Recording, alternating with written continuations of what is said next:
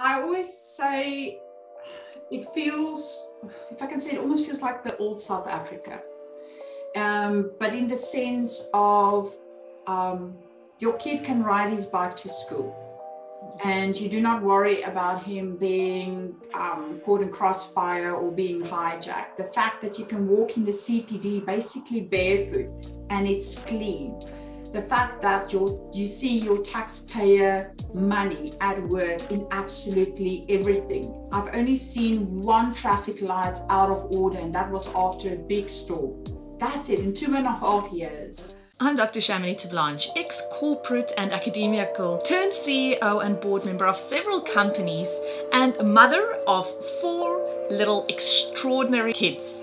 But it wasn't that long ago that I lacked the confidence, the know-how, and the time to focus on designing and really going after the life that I so wanted to live. A life of freedom, of fairness, and of being fair dinkum to who I really was and what I wanted to get out of this fleeting time that we have on Mother Earth. Fast forward to many lessons learned and moving halfway around the world to the most amazing country, you'll see the life that I now live.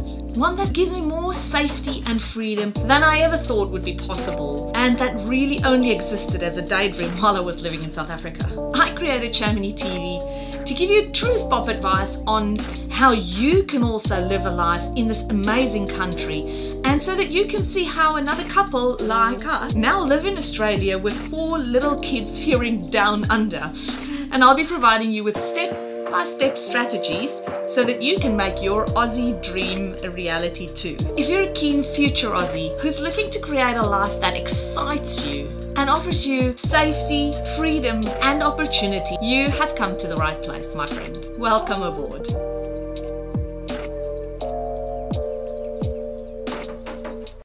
Before we continue with the episode, I just quickly wanted to jump in here to let you know that Migration Made Easy, which is our signature online course, will be opening its doors very soon again.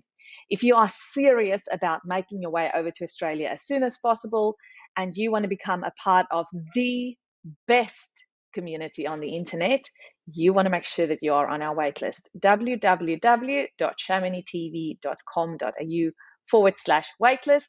And we will teach you everything that you need to know in order to maximize your chances to make it to this amazing country as soon as possible. All right, let's jump into the episode. Hi, Izette. Thank you so much for joining us from Brisbane today. How are you? Good morning, and thank you for having me. It's a bit of a chilly day, but otherwise we are well, safe, and everybody's healthy. And no floods at the moment. Yay! Touch wood, no floods at the moment. They decided after trying to drown us that now they're going to try and freeze us. So, oh dear. Okay, so how long have you guys been in Brisbane for?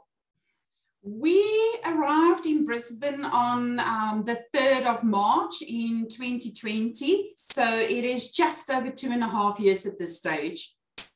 So did you bring COVID with you, or how did that whole process work? It was quite an unexpected journey. And my husband, basically in 2019, he turned 45.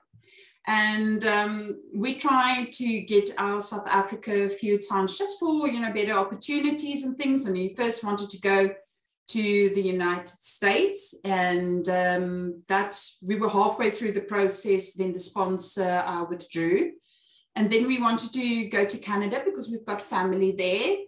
And 2 weeks before my husband was supposed to write his pharmacy equivalency exam, they changed the dates and everything fell through at that stage. So in 2019 August, Philip said, he made a joke and he said to me, you know what, if we're going to get out of this country, it's all on you now. And I said to him, okay, but I'm not going to any place cool. I'm going to go to Australia. So it was literally just a couple of weeks after that, I got an email to say, listen, will you be open to have an interview with an Australian company in clinical research? And are you open to the fact to actually move to Australia? And I first thought someone is yanking my chain. Yeah. So had my interview on the 16th of September, got the job, subject to visa approval, went through Africa time, getting all of the documents in place, submitted on the 29th of January, and it was approved on the 1st of February. Wow.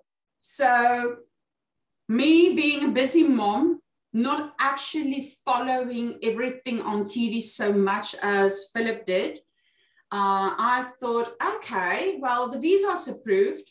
First of all, that was a big surprise. I'm getting bonus in a couple of months. We can, here by end of April, we can start looking at going over. And Philip said to me, listen, no, I'm following this thing out of Wuhan. I'm telling you now, we need to if we want to go anywhere, we need to go now. So literally, the visa was approved on the Saturday, the 1st of February. We both resigned on the Monday. We worked our notice month, February, sold everything we owned, and what we could at that stage, made arrangement for others, and flew out on the 1st of March. And I was supposed to start work on the 16th of March, which I did, just to be in full lockdown the day after. So it might be that COVID did follow us. Yeah. Oh, good grief. And then you were behind closed doors for 2 years, I think. I must say, I know there's a lot of people with their own opinions regarding the lockdowns in Queensland. But if I have to go and measure it up against, for instance, how it went in South Africa, how it went into the United States, I think we actually did good, because we went into full lockdown on the 17th of March.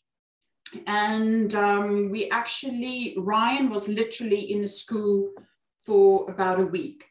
So he only had a week to get familiar with the kids here. And then it was locked down up until 2 weeks before, about middle July. So that was a bit unexpected. It did throw us off kilter a bit. But we've never been to Australia before.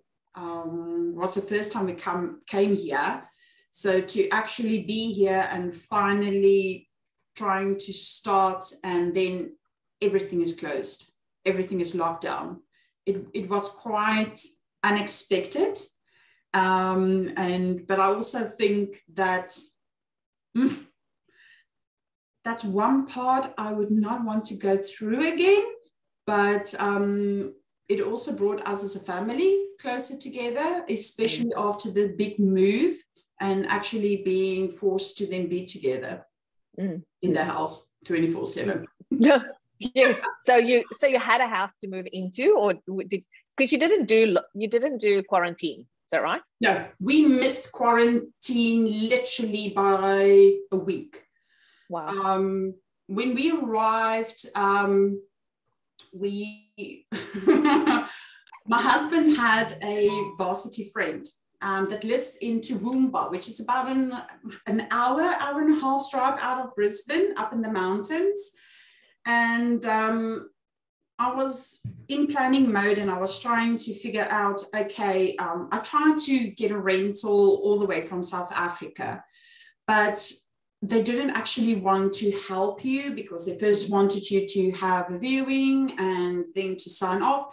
And I actually had an old colleague that was living in Brisbane that I said, listen, if I find a house, can you go and have a look? Which they did, but because we were in South Africa, the rental agencies, and especially when they started seeing how the market was going with COVID, they weren't very eager to help us. So when we came over, my friend in Toowoomba arranged for another South African family to pick us up at the airport. He took us to his house, showed us around the neighborhood, took us for our first meal, which was at Hungry Jack's. I remember as we were driving, the only thing I could think about was, I need to get to the Airbnb. I don't know where the Airbnb is. I just booked online something that looked to be close to where my office is, because they said I will need to be office-based, and due to the traffic and everything, within a 15-kilometer radius. So I wanted to get to the bank because I had to get my bank card. I already opened my account from South Africa with ANZ Bank. I already transferred the funds that I had available to transfer while Kyle Sunderup helped us. So everything was ready on this side. I just needed to pick up my bank card.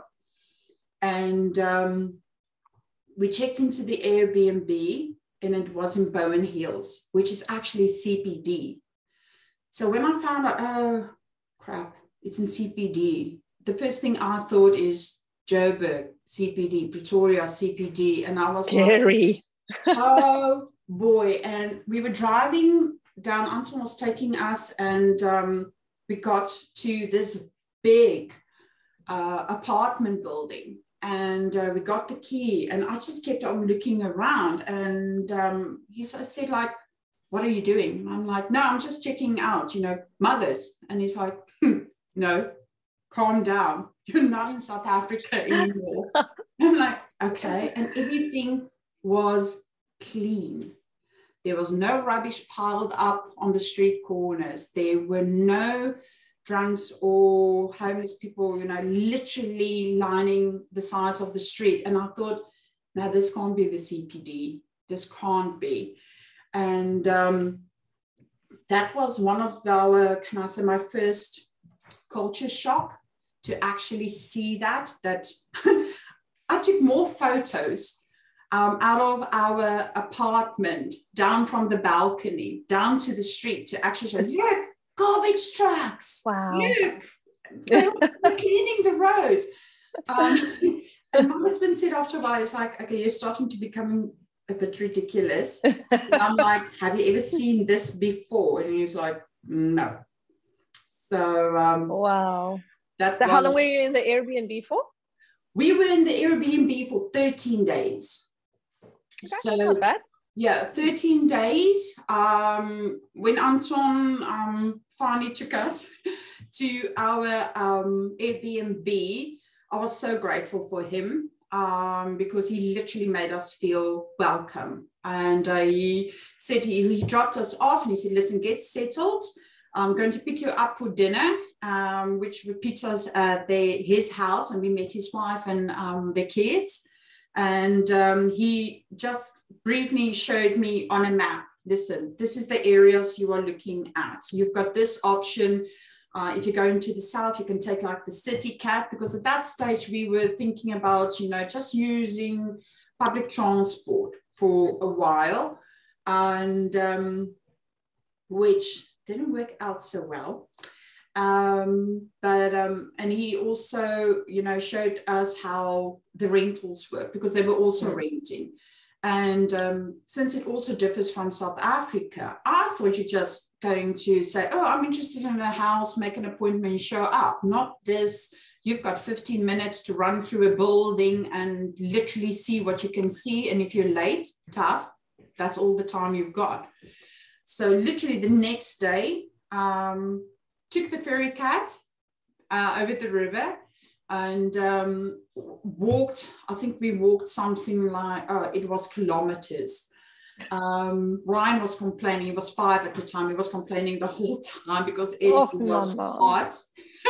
And I got my bank cards, and I got realestate.com on my phone, which was also an issue because none of our Vodacom contracts wanted to work here. The roaming, even though we arranged for it, it wasn't working.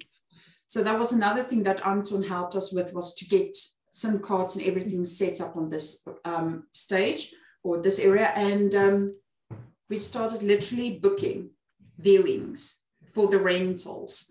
And I will choose a neighborhood and then literally look what's the distance between the houses, what time I have, and then start literally say 10 o'clock, I've got one booking. 10:30 another booking. If the house was close enough, 1:45. So almost every 15 to 30 minutes, I had a booking starting at 8:30 in the morning up until 4 o'clock in the afternoon. Wow. But surely that was not by foot. That was with a car. Did you rent a car? We did. Because it's quite easy to actually have a look and see there is a train or a bus running, but to actually be in time, because yes, you can get from point A to point B via the bus, but then you still probably have something like a 6 or 5 or whatever kilometer walk that you had to do. So we started missing appointments. And I said to Philip, listen, no, this can't continue. And we were like, okay, but where do we find a rental? And we were in the middle of Hamilton, which was businesses.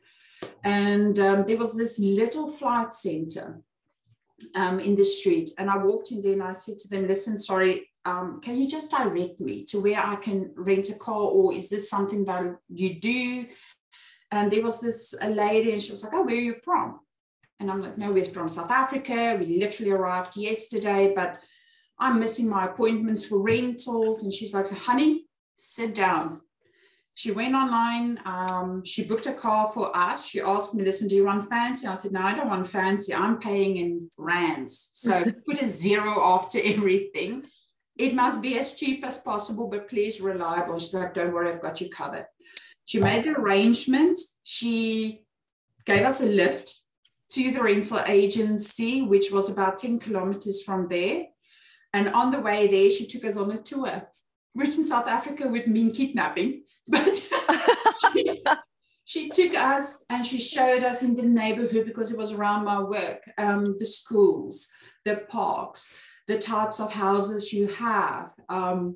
This is a random woman that you just walked into the shop. Never met her before, wow. Don't know her at all. She just bundled 3 strangers in her car and took us for a drive. Oh, wow. And the whole drive took about an hour, because she said they will need time to just, settle their paperwork on their side. So let's give them time. And she took us to the rental agency, and it was a big Toyota Corolla that she had organized for us with insurance, with a NAF man, which was set to a male Australian accent. Which confused, sorry, the crap out of me. Welcome, mate. It's like, how you going? All right, you're going to be turning down Rhodey Road. Rhodey Road. I'm in Rhodes Road. Where's Rhodey Road? And Sandgate. It wasn't Sandgate Road. It's Sagawa. Just look on the phone. This thing, I don't know where it's going, but we're in Sandgate and it's talking about Sanguan. I was funny. arguing with that thing the whole time. And when we had the car, and I remember everything, because they asked me, do you want one toll gate included? And I was like, no, I'm not going through any toll gates, and I'll see them coming up. I did not know that there isn't a boom and a little person next to the road like we have in South Africa. You can just drive through in Australia. Drive through in Australia, and especially like the first time we went through the Clem 7, and it's this big tunnel. And typical South Africans, as soon as we went into this tunnel, and it's tunnel, and it just doesn't end, and everybody in the car is just... What's happening? Meantime, I'm paying for the drive through this tunnel. But all in all, at that stage, they got us, which I think was a very good rate, of $72 a day. Not too bad. That car was big, because we arrived with possibly the biggest suitcases that we could find in Bloemfontein. And you could fit 3 of them in the boot. So it made life so much easier, especially since my husband and my son got very bad jet lag. So as I was literally running from one viewing to another, they were sleeping in the car. And it took about the first week, every house we applied for, we were not successful. You didn't even hear back from them. And there was this one house in Nanda that we saw, and that was the other thing. We started off with a budget per week for the house, and after the first 2 viewings that we did, we upped the budget with $50. And then we had a look again, and we were like, we're not fancy, we're down to earth people. But if I walk into someone's yard that they are trying to look for renters, and the grass is up to my knees, and there's still pasta stains against the walls, no. So up the budget again. At the end of the day, there was a lot of houses, but there were so many people already trying to get a rental that we had to move our budget up with $200 a week, which I did not plan for. So when we did that, we saw this one house. It was literally 1 kilometer from, which turned out to be Ryan's school. It was 1.5 kilometers from the train station, and the closest bus stop was like 100 meters from the house. Great. So great location. And how far from your work? About 10 kilometers from work. Oh, that's good. Yeah. So I was nice in the whole area, and which we actually found out after we moved in is literally 800 meters from the house lived one of Philip's varsity friends with his wife and family. Oh, nice. So, and when I went into that rental, they just redid it. It was an old house, but they did it very, very nicely. And I walked to the rental agent and I said to her, listen, I'm desperate. It's not like I can go and stay with family. It's not like I can go and stay with like friends and all the baggage and everything. I really need a rental. Here is 3 years worth of invoices for rentals in South Africa.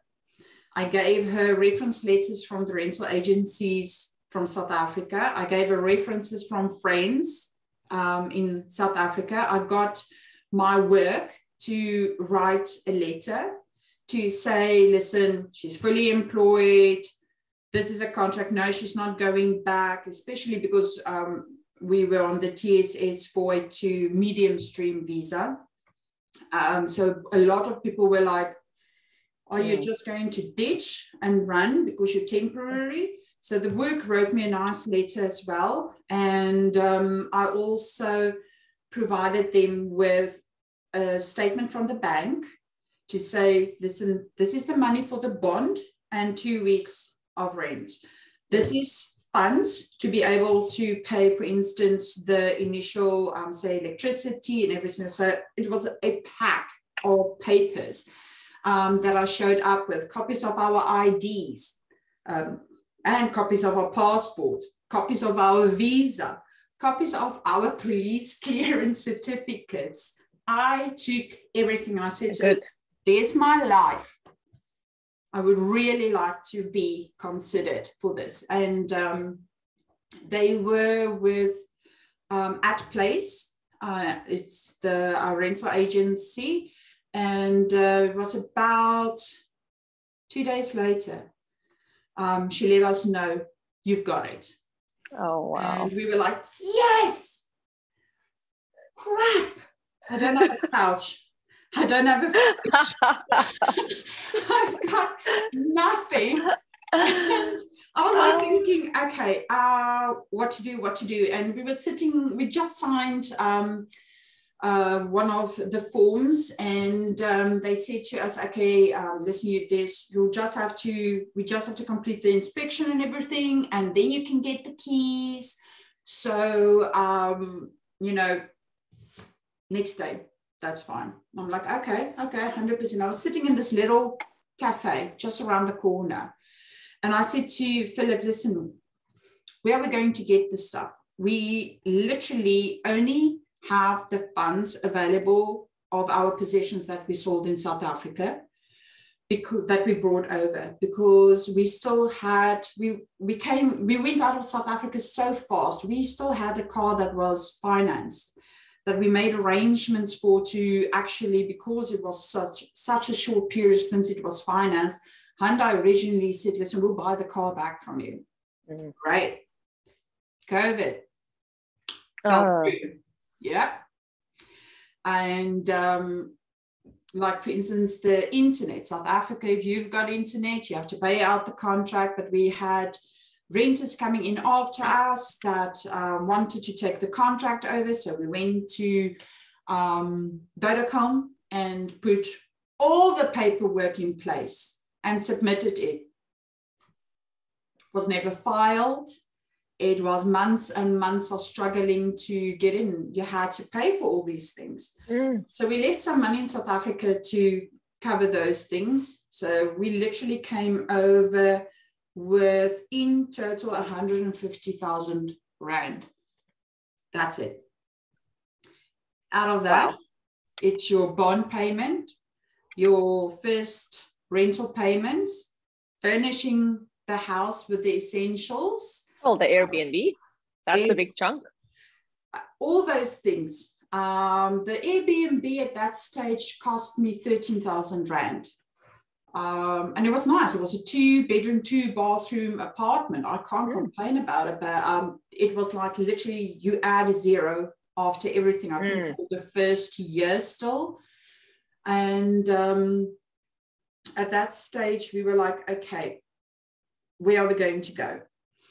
And Philip's like, well, one thing that he's learned is you can go on Google and you can, ask all of your questions, but ask the locals. So we did.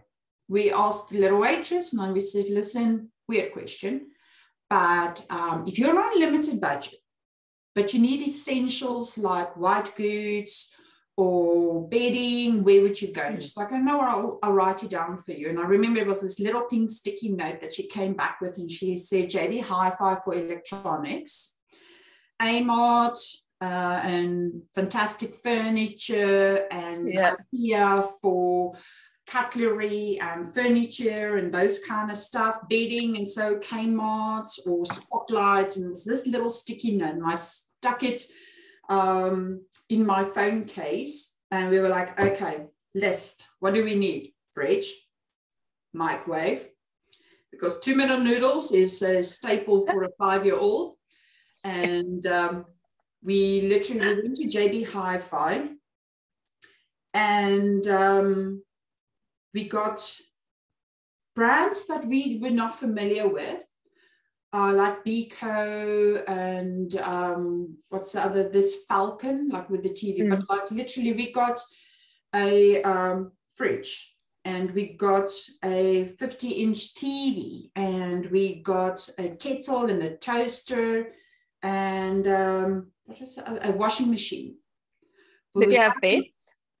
No beds at that stage. Beds are expensive in Australia. But just the white goods, the basics that we got it all for $1,800. They gave us discount on absolutely everything. It's incredible. I got a double bed from Facebook Marketplace, from this guy that literally bought it 2 months before. It was in his spare bedroom, and he was on his way back to the UK. So he actually offered to deliver it for us. The mattress was still like new. So we bought the bed, and we put Ryan in the bed. And Philip and I, we were sleeping on an air mattress, a queen size air mattress, for 7 months. Wow, that's a long time. That's a long time. Your back is killing you. But I just thought, you know, as long as I've got something to sleep on, my kid is comfy, I'm happy. And on Facebook, we found this one place, which were actually tenders, overflow place, which I didn't even know existed in the beginning. But so we were able to buy 2 3-seater couches for $300, brand new. That's incredible. To get rid of. So we literally encountered, of every turn that we took, there was just something that I think under normal circumstances you would not have had, like the couches being so cheap, the white goods being on one massive sale at that moment. And for instance, now I've got the rental car still. I'm bleeding money out of it. And I was driving with it the one day, and I said to Philip, okay, you know what? We were supposed to return this car already, but I've been extending it every single day. I know we said, listen, we're going to make use for public transport, but at that stage, due to COVID, also they slashed the routes. So for me to get from home to the office, I did a trial run and it didn't work. It took 3 hours just to get to work. That's not back or anything. And then you still had like 5 kilometers to walk. And I said, okay, you know, no, let's see, maybe we can, you know, get something small, something secondhand. And we were at that stage in, we went to IKEA. And I love IKEA. I love what you can get. I don't like the store. It's that maze that you go in and you have to follow, because Ryan will see everything he wants. And I just, where's the teaspoons? Hi, but their food is amazing. Great value. Those meatballs and chips.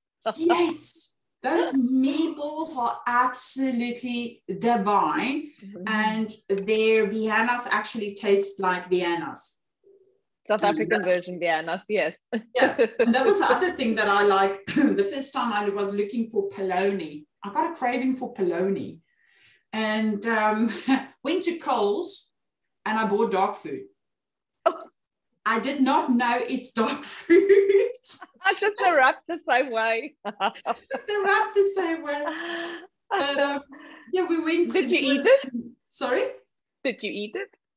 No, thank heavens. As I was standing in the queue, trying to remember how the self-service checkout works, a fellow came in and he's like, why are you buying dog food? And I'm like, it's not dog food, it's polony. And he's like, no, look. And I take a look and I'm like, oh, okay. Oops. Later found out that polony is actually Devon. But yeah, that's not sorted. But we were in Norfolk at that stage, and I turned this rental car into the closest car dealership, which was Holden, North Lakes. And I walked in there and I said to them, listen, I don't have much, but is there something that you can do? And they were like, yeah, sure, come, have a look. Here's the tracks. And I was like, this thing is brand new. And they're like, yeah. I said, listen, I don't have money for like a big deposit or anything like that. And he said, listen, what do you want out of a car? I said, well, I would like to have tinted windows. Here the tinted windows for the sun. South Africa, you tint it for smash and grab protection. So first thing you always say is tinted windows. I called it smash and grab. And he just looked at me like I'm an alien. And I was like, the stuff on the windows? And he's like, oh, tint. I'm like, yeah, but the strong stuff. Wow. I was an idiot. But anyway, and gave him my list. And he's like, okay, do you have your driver's license? And I said, no, well, we did go and I did apply. I'm just waiting for it to come in the mail. So he's like, okay, no worries. While we're sorting out your financing and so forth, come do you have transport? I said, listen, well, I've got the rental, but that's why I actually stopped is because the rental is bleeding money. And he's like, oh, no, go and return it and come back. So I was like, okay. Returned the car, took the bus, walked about 5Ks, and I showed up and I'm like, okay, I'm here. And it's like, okay, here's the keys. You can use this car until your car's finished and you've got your license to come and pick it up. And I walked out and there was this brand spanking new Holden Commodore 2020 model. Oh, wow. It had like 30 kilometers on the clock. And I looked at it and I'm like, nah, this is the wrong car. Where's the little beat up rental thingy? And he's like, no, have this. You can't drive around with your kid in something that's not safe. Showed me how the car works and everything. And yeah, only requirement, bring it back with a full tank. Full tank. That's it. They didn't ask anything. I drove that car for about 2 weeks. Wow. So they never asked. Free. For free. And incredible. I was just, but that's the lady helping with the rental car, the dealership helping out because he sees a family literally running around and being out of death. And all of this happened in those 13 days after we landed. So, because like we got the keys of the rental. That same afternoon, they came and they delivered the television and they delivered the white goods. And the guy that I bought the couches from, he took his ute and delivered the couches for us free of charge.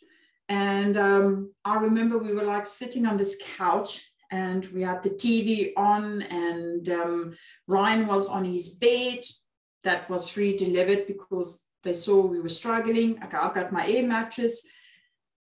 And you took this deep breath and I said to Philip, you know what? This has been possibly the most stressful thing I've ever done. I called it the immigration diet as well, because February month, you lost like 11 kilograms of weight.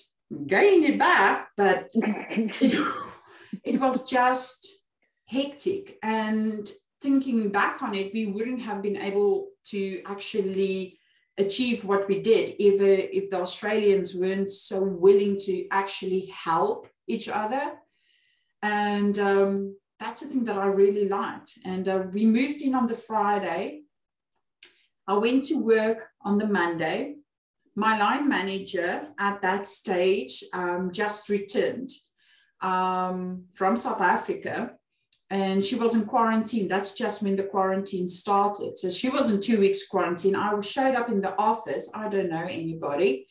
IT was already sent out to work from home. So I got a laptop with a sticky note on it with my login details and another sticky that said, as soon as you've logged in, phone this number. Okay. And, welcome. Welcome kind of thing. And I started with my online training and I went home and Philip was like, okay, you know, the schools are closed. So he's home with Ryan and, the Monday, the schools just closed with the lockdowns. And so first, how was your first? I said, no, it's interesting. It's just very nice and everything. And everybody's very welcoming. There wasn't a lot of people in the office and, but that's okay. And went the next day and I walked in and the secretary, as the lifts opened, the secretary said to me, what are you doing here? And I'm like, I work here. And she's like, no, you don't. And I was like, oh, crap. Oh, I just did online training. How could I get fired after one day of online training? And she's like, no. Didn't you get the message? I'm like, no, what message? And she's like, no, the office is closed. I'm only here. I am the only one here to basically just answer the phones kind of thing until they can get it diverted. But we're in full lockdown, honey. And I was like, what does this mean? She's like, no, you need to work from home. I said to her, listen, I don't even have a desk. I don't have internet. I've got literally a blow-up mattress, a couch, and a TV. That's it. What do you mean? She's like, oh, don't worry. And she pulled a desk out of one of the offices, a desk chair out of one of the offices, rolled it to me and said, now you've got a chair. I'm like, hell. So, she helped me down. And we got it into the back of the, that stage I was still driving the Commodore, got it into the car, and I drove home. I showed up and Philip's like, what's wrong? Did you get fired? I'm like, it was my first thought as well, but no, they sent me home to work. And Philip's like, we don't have internet yet. I was like, yeah, I know, I'll be hotspotting it. And I phoned the internet company and I said to them, listen, I need internet. And they're like, yeah, but it's short stuff. I said, no, you don't understand. I just arrived in this country on this job. I need this job. I need internet. And they're like, give us 3 days. Wow. And they came, they installed everything and it was sorted. And worked through the whole pandemic.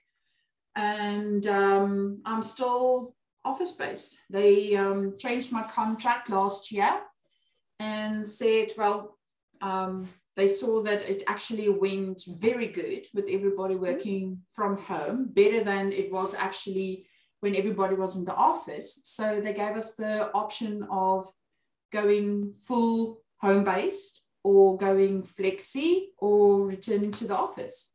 Wow. And what did you choose? I chose home-based. Simply, I can still go to the office.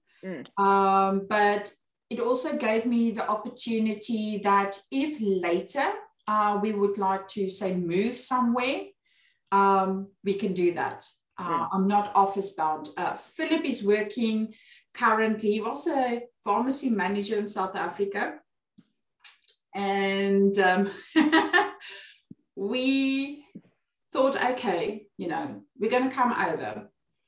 For the first, say, month, Philip will be, the daddy nanny and take care of Ryan, getting him to school while I settle in and do all those things.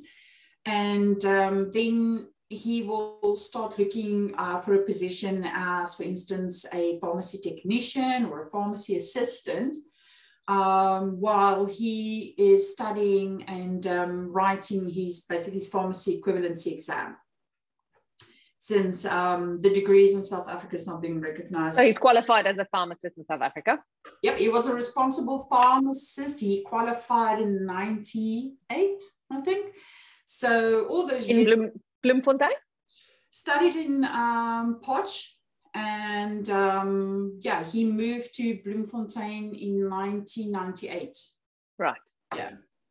So he had hospital experience, retail experience. So he's got a CV the size of basically a phone book. And started applying and nothing. No return calls. A day will go by, a week will go by.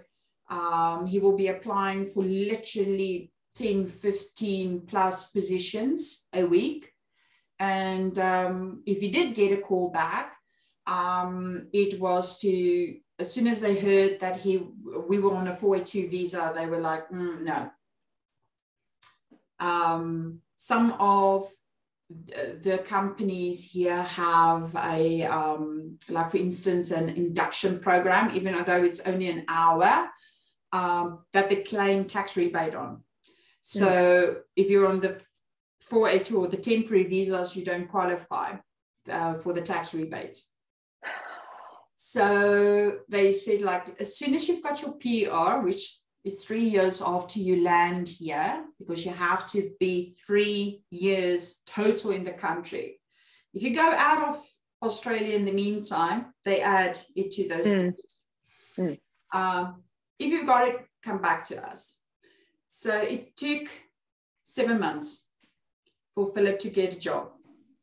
And His first job was as a pickpacker for DHL at Brisbane Airport, where he was literally picking and packing fruit or meat to be exported out of Australia. So every day we'll get like this photo of a weird looking peach. Those things like squished together. And I was like, what is that thing? It's like, it's a peach. And I'm like, that's not a peach unless someone stepped on it.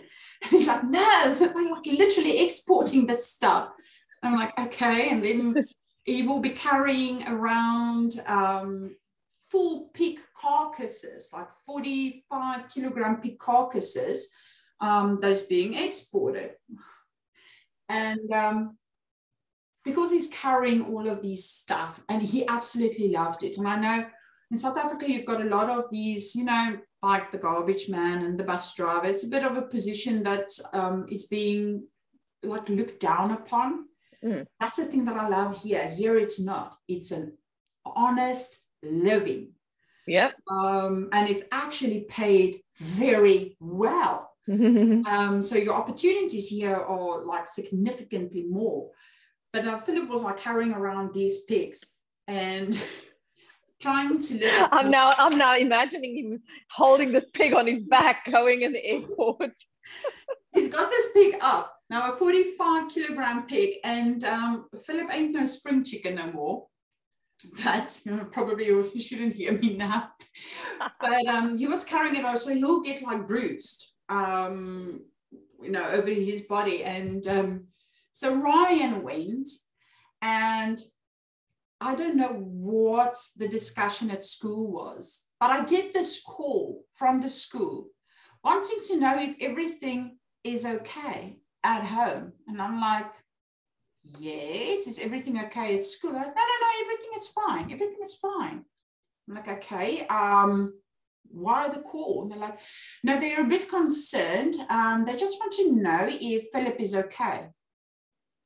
I'm like, yeah, Philip is okay. What's wrong? No, Philip told his teacher that Ryan.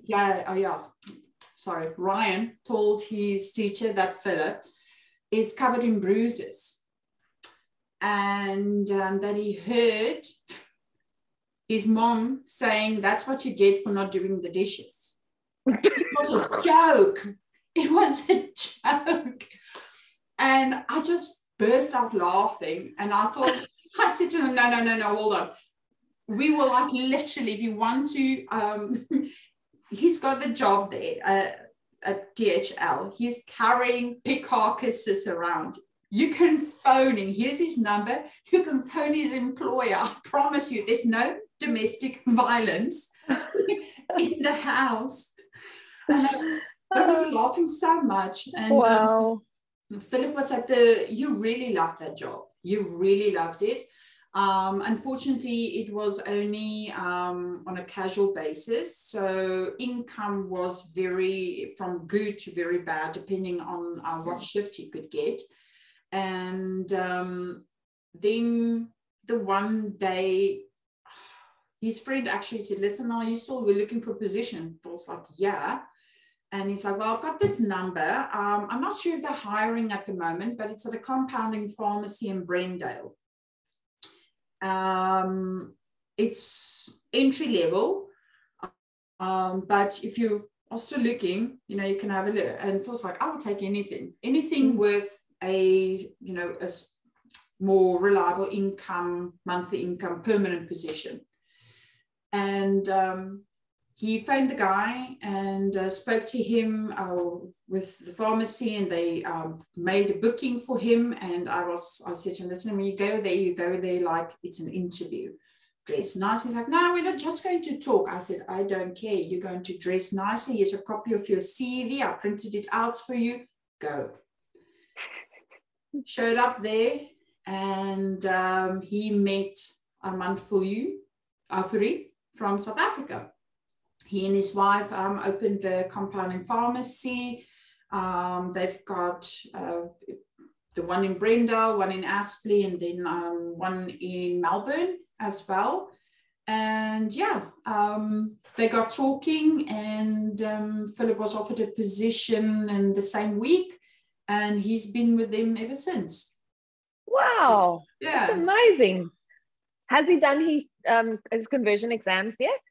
Nope, not yet. Everything got delayed. He's still studying for it, but everything got delayed due to COVID. So he's actually aiming to go and write it now with the next session that is towards the end of the year. So good, yes. Wow. So at least it's been reliable income for you guys, and it's in the industry that he graduated in South Africa and worked so many years as well. It's great.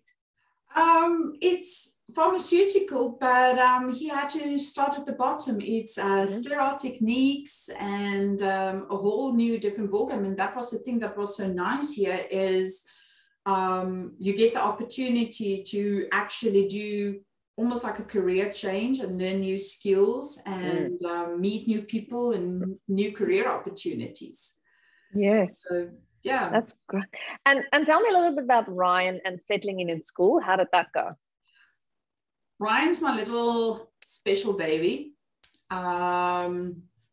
We are fortunate to have him. We were always making jokes and things to say we will have 6 kids one day.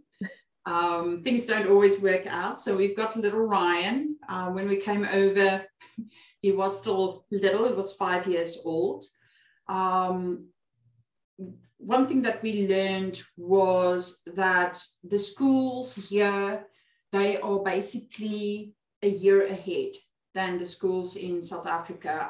For instance, when he was in prep in an Afrikaans school in Bloemfontein, and they were just starting to learn the alphabet, where the kids here in prep, they can already read. So that was a bit of literally a shock, because now he's like a year behind. And usually a kid at the age of 5 goes into year 1 here. But I said, no, listen, he was in prep. Let's just start him off in prep, because the kids in year 1 is already like writing paragraphs. They are reading books. My kid is barely halfway through the alphabet. So they were very, very nice. He went into another state school, which in Queensland, if you are on the 482 visa, is free. So that helped. I think if we picked any of the other locations, from what I hear, you will be paying school fees. So it's free. I think at the end of the day, apart from the stationery that we buy in the beginning of the year, you pay $40 per year for all the extras that they provide. And now the extras are speech therapy. Because Ryan was coming from another country, they have the SWAN team as well.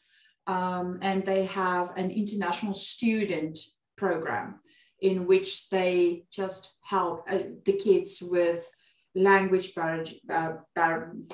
barriers, culture barriers, because like Ryan, South African boys' schools, you walk in, you slap one's butt, and it's like, how's it? Here, he did it the first day, and he basically alienated himself. No. No. Here you use your words. And so bit of a rough start. His first day at school was also a color run, so he enjoyed it very much. And he had some issues in the beginning making friends, because now literally he was in school for a week. He had the butt slap incident, and then everybody was like, oh, it's this kid that can like barely speak English. And yes, he's so rough. And Ryan is about a hair taller than all the kids in his class. Oh. So, and then it was lockdown for almost 4 months. And yeah, that's hard. He went back to school, and now he's already a year behind everybody. He doesn't know the culture that they have here. It's not so different from South Africa, but they, especially with the kids, the way they interact with each other, that I have found is the most significant difference. South African kids are rough. They fall down, they pick themselves up, and they just continue. Where here, I think it also depends on the parents, but they will like fall down and it's a big show and everybody's looking, everybody's supporting. And I was the first time I was like looking and I was like, that's weird. You know, South Africa, the kids were like, ha ha ha, laugh at you. And yeah, it's like, are you okay? Do you want to go to medical? And I'm like, these are 5-year-old kids. Mine doesn't know the word medical. But he had a bit, the Swan team was also nice. One thing when we did get here, Ryan was also diagnosed as ADHD. So learning, he doesn't have the behavioral issues, but he does have the attention deficit and he can be hyper. But South Africa, you would have had to go and find a specialist and, occupational therapist and all those, and the school provided it. They've got the Swan team that's literally, I think it's about 3 times a week that they will take Ryan to, he calls it the playroom. It's literally a room full of games and where he gets a one-on-one teacher that goes through the work with him and helps him with like concentration lessons and retention lessons. Wow. Behavioral issue, everything. And it's included in that $40 that I pay a year. Amazing. Yeah. And I've run into more South Africans here than I ever expected I would. From the lollipop lady at the school to the car washer. Let's just explain what a lollipop lady is, because I don't think so. I'm imagining somebody thinking useless, sucking a lollipop. Like the first time they told me or asked me at the school if I can please bring poppers to school for the picnic day. And I was like, hold on. Are you now talking about the cake poppers or are you talking about the poppers that you throw on the floor and he goes poof? And they're like, no. So it's boxes of juice. I'm like, oh, a juice box. Yes, you can call it that. And I'm like, why call it poppers? But yeah, the lollipop ladies, now I'm going to have to try and remember what they actually called it. But basically, the papa trolley. Traffic warden. There we go, the traffic wardens. And they hold a stick that's got a round thing on it that says stop or go. Stop, and that's why it's a lollipop. All traffic to a standstill. And we were literally walking to school and we were passing the lollipop lady and I was talking to Ryan and she turned around and she greeted Ryan in Afrikaans. And Ryan just freaked out and he started running. And I thought it was so funny. So it's basically become this joke now every time that when we get to school and she's on duty, she will talk Afrikaans and I'll talk Afrikaans to her. And everybody get the stare. And I was like, we can speak a second language. Ta-da. But and like the car washer at the service station when I took the car in for its first service, and the first time you had to like pump gas, and you were standing there next to the petrol pump with your phone in your hand watching a YouTube video on how to do it. And it took us about almost a year before we checked the pressure in the tires the first time, because I went to the machine, I was like looking at it and it was talking about PSI and kmWs, and I was like, there's buttons on this thing. Where is it that you just connect it and you push and check the valve? And that was like one of the things. I remember the first time we went grocery shopping as well, and nothing made sense in the aisles. Everything is shifted around. Things that you would find grouped together in South Africa, here it's all over the place. And the first time you try to find deodorant, and in South Africa, you've got almost a whole aisle of deodorants, top to bottom, and yet it's this itty bitty little shelf with a few in it. And I remember I asked the one guy that was actually packing the shelves, and I said to him, listen, where's the rest of the stock? And he looks at me and he's like, no, that's everything. And I'm like, oh, is it reduced due to COVID? And he's like, no, that's everything. And I was like, what on earth? And then one of my Australian friends said, no, because we're so close to the Barrier Reef, the products being used is limited, or if you can call it limited, in the sense of they only use things that are safe. Ozone and all those things. And environmentally safe, yes. And it was things like that I know people like, usually they really like to compare everything, like between South Africa and here. And I must say, I got very, very emotional about Mr. Min. I miss Mr. Min polish. Strange things like that. And all these new products that you're using. And now going grocery shopping, you find out where it works. But those first few weeks, and especially with the toilet paper crisis. Oh, yeah. I say to Philip, I moved all the way from South Africa to Australia. First world people, and I can't find toilet paper for 2 weeks, and I'm using tissues. What on earth did I let myself in for? But it's funny. I'll do it all over again. So what is the best thing for you about living in Australia? I always say it feels, if I can say, it almost feels like the old South Africa. But in the sense of your kid can ride his bike to school, and you do not worry about him being caught in crossfire or being hijacked. The fact that you can walk in the CPD basically barefoot and it's clean. The fact that you see your taxpayer money at work in absolutely everything. I've only seen one traffic light out of order, and that was after a big storm. That's it, in 2.5 years. Wow. I've only seen, I think, 3 potholes, which is fixed like literally within 24 hours. So you can see your taxpayer. And how much load shedding have you had here in Australia? Load shedding, 0. Power off, 1 day. Wow. 1 day, and it was simply because on the same day that they were working on the supply grid, the backup generator was also being repaired. So yeah, we had 1 day without power, and Ryan really thought that we're back in the dark ages, and he did not like load shedding at all. And from there, if they do work on the electricity, it's literally usually here by 2-3 o'clock in the mornings.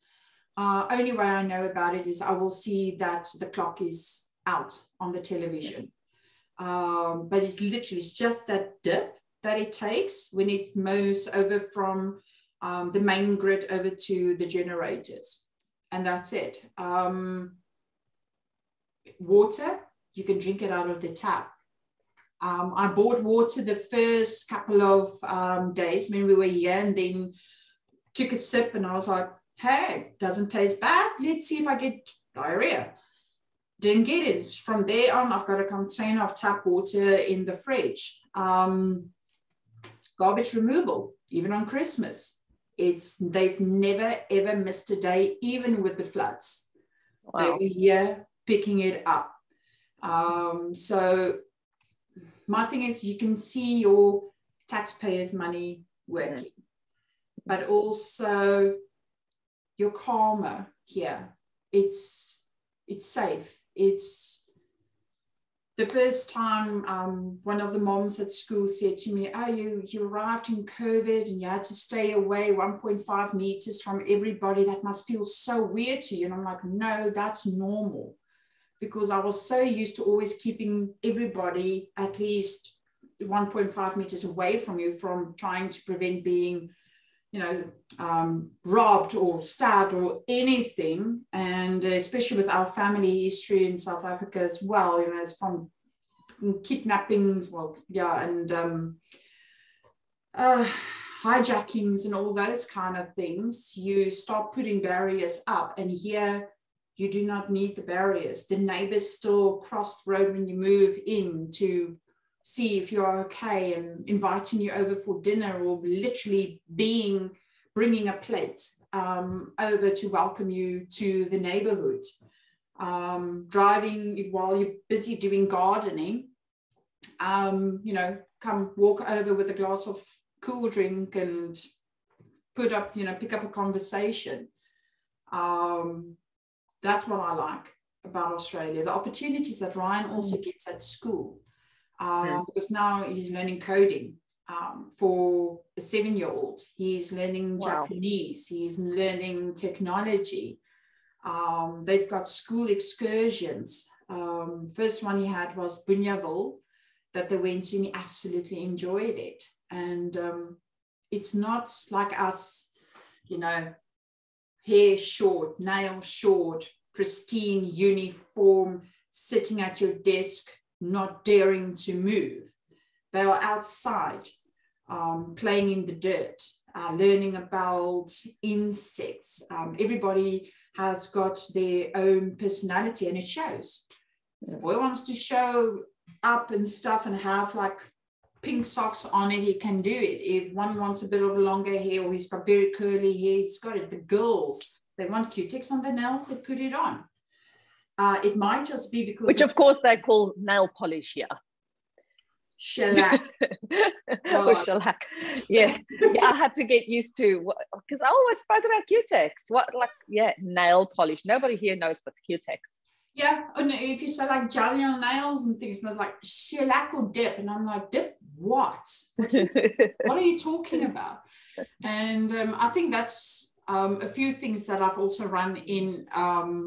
It's just the way that we pronounce certain things. Like, for instance, road, R-O-D-E, which we will say road. But here it's roadie. And so just those little itty-bitty things that you tweak, but you also pick up quite a few pronunciations that I laughed so much, because my one friend said, and her husband's from South Africa, and we were talking about the different neighborhoods, and she said, you pronounce it better than him that have already been here for 15 years.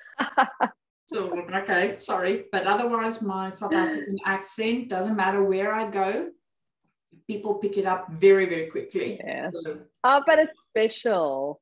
They pick it up, but they don't. It's not it's not a bad thing. It's not like that. You're South African at all. Now it's like, wow, South African, great. And again, almost like, welcome to Australia. It's nice to have you here. It's it's acceptable, and it makes you interesting.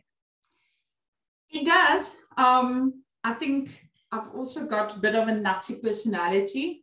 That I think caught some Australians off guard, totally. I've got a very eclectic sense of humor. Being a nurse and not actually having a filter. I think a few things that came out of my mouth, I just got these stares, and then I get this giggle. And I'm like, I don't know why that's so shocking, because I've heard what's on the local radio stations. So if that is acceptable to you, hello, Miss Cutie. Hello, Kitty Cat. Oh, beautiful. Yes, hello, Miss Cutie. You are so cute, Miss Cutie. Oh, yes, Cutie. Bola, mama. Oh, a lot. I think that's why she's actually coming. She wants her daily brush out. Oh. But the first time I listened to the radio, and the things they were talking about, there's no way you will have that in South Africa.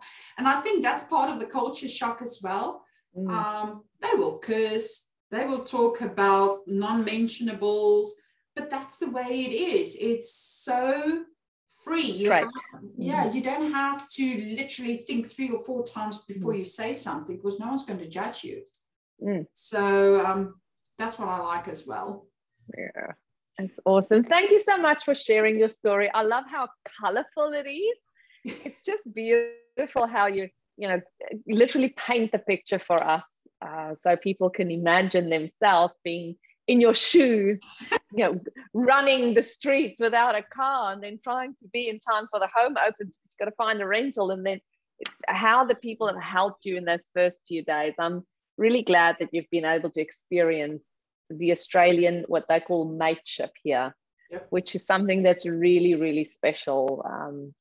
So yes, thanks so much, Izette, and please let us know how it goes once you guys get citizenship. I want to talk to you again. PR is next year, that we can start the process. So looking forward to that. And yeah, I am very glad to be here. And I thank you for the opportunity just to share a bit. I appreciate it. It's been beautiful. Enjoy your day there and have lots of kitty cuddles.